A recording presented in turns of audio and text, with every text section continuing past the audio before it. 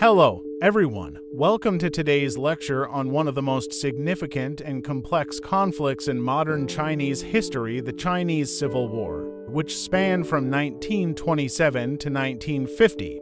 This war not only shaped the future of China, but it also had far-reaching effects on global geopolitics, setting the stage for the Cold War and influencing the ideological landscape of the 20th century. In this lecture, we'll explore the causes, key events, and consequences of the war, focusing on the two main factions involved, the Nationalists, led by Chiang Kai-shek, and the Communists, led by Mao Zedong. We'll look at how the war was fought, the major battles, the role of foreign powers, and how this long struggle ultimately resulted in the establishment of the People's Republic of China in 1949. Let's begin. To understand the Chinese Civil War, we first need to go back to the early 20th century, a time of great upheaval and change in China. The Qing dynasty, which had ruled China for over 2 centuries, collapsed in 1911, marking the end of over 2,000 years of imperial rule. This led to the establishment of the Republic of China, but the new republic was weak and fragmented. The fall of the Qing dynasty left China in a state of disarray, with warlords controlling various regions of the country. The central government was weak, and there was widespread poverty, social unrest, and political instability. Various groups and ideologies began to emerge, each with their own vision for China's future. Two of the most important movements that emerged from this chaos were the Nationalists, Kuomintang, or KMT, and the Communists. Chinese Communist Party, or CCP.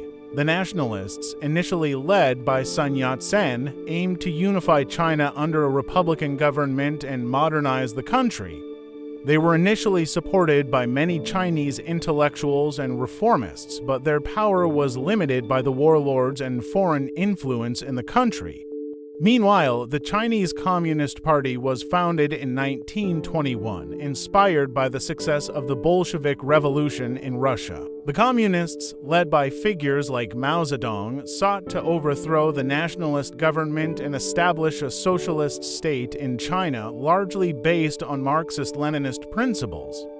The early years of the Republic were marked by intense political infighting, and the stage was set for a showdown between these two factions. In the early 1920s, both the Nationalists and the Communists were united by a common goal: to rid China of the influence of foreign powers, particularly Western imperialism and Japan. The nationalist leader, Sun Yat-sen, sought to build a broad coalition to accomplish this, and in 1923, he formed the first united front with the Chinese Communist Party. The Communists, under the leadership of figures like Mao Zedong, agreed to cooperate with the Nationalists in a military campaign to reunify China and expel the foreign imperialists. The First United Front was a pragmatic alliance, and for a time, it allowed both sides to work together. However, there were deep ideological differences between the Nationalists and the Communists that made this partnership tenuous from the start. The United Front had some successes.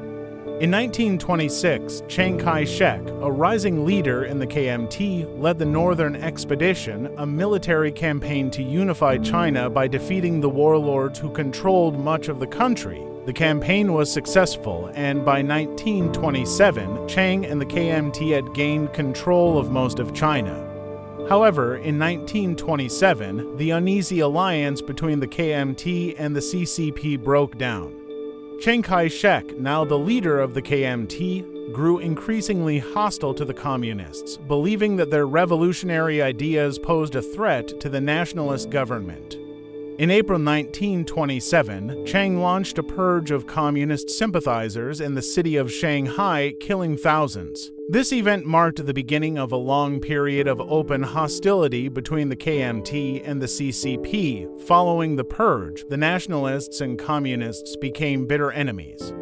The KMT focused on eliminating the Communists through military means, while the Communists, under Mao Zedong, began to focus on building a revolutionary base in the rural areas of China. The divide between the two factions deepened, and the Chinese Civil War officially began. For much of the 1930s, the Nationalists had the upper hand.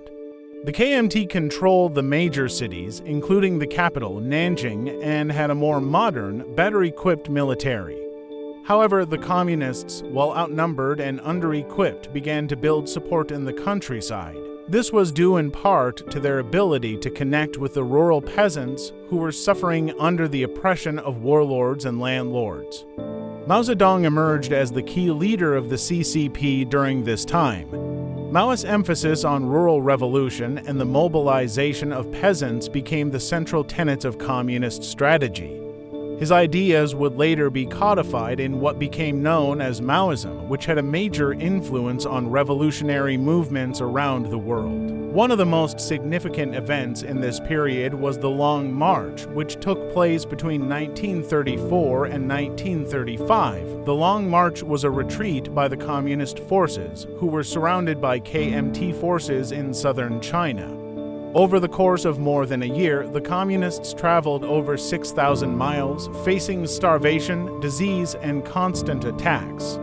Despite the hardships, the Long March allowed the CCP to survive and re-establish its base in the northern province of Shaanxi. The Long March became a symbol of communist resilience and determination, and it cemented Mao Zedong's position as the leader of the CCP. In 1937, China's internal struggle was interrupted by a much larger external threat, Japan. The Second Sino-Japanese War, which later merged with World War II, began with the Japanese invasion of China.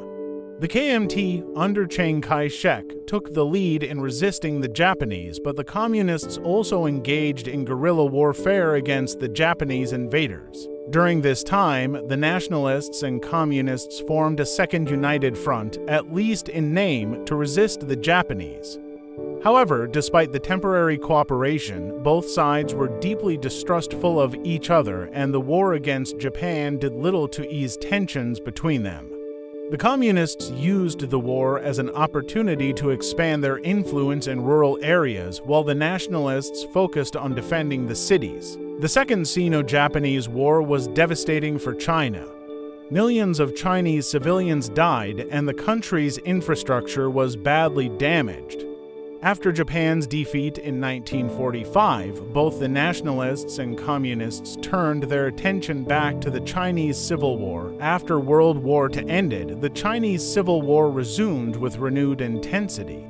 The Nationalists, led by Chiang Kai-shek, had the advantage of receiving substantial support from the United States, while the Communists, led by Mao Zedong, received support from the Soviet Union. However, the situation on the ground in China was changing. The Nationalists were weakened by corruption, inflation, and their inability to address the needs of the rural population. In contrast, the Communists had gained significant popular support, particularly among peasants, by promising land reforms and a more equitable society. The Communists also had better military strategies, relying on guerrilla tactics, local support, and effective leadership.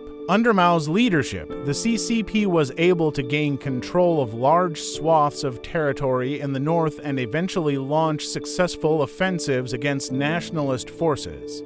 By 1949, the Nationalists were in retreat.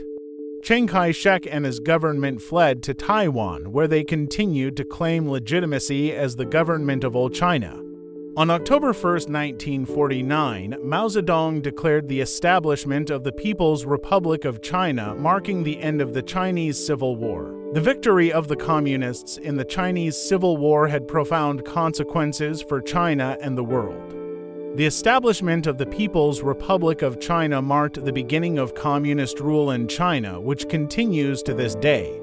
Mao Zedong's policies and his brand of socialism would dominate Chinese life for decades, leading to significant social, political, and economic changes, including the Great Leap Forward and the Cultural Revolution. For the Nationalists, the loss of the mainland was a devastating blow. They continued to rule Taiwan, and over time, Taiwan developed into a prosperous, democratic society, while mainland China became a single-party communist state. The Chinese Civil War also had major implications for the broader Cold War. The victory of the Communists was seen as a major blow to the Western powers, particularly the United States, which had supported the Nationalists. The war further divided the world into opposing ideological blocs, with the United States supporting Taiwan and the Soviet Union backing China's new communist government.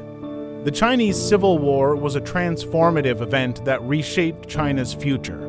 It was a war that was deeply ideological, shaped by competing visions for the country's future. It saw the rise of Mao Zedong and the Communist Party, the fall of the Nationalists, and the creation of a new political order in China. Its consequences are still felt today, as China continues to develop as a global power with its own distinct political and economic system.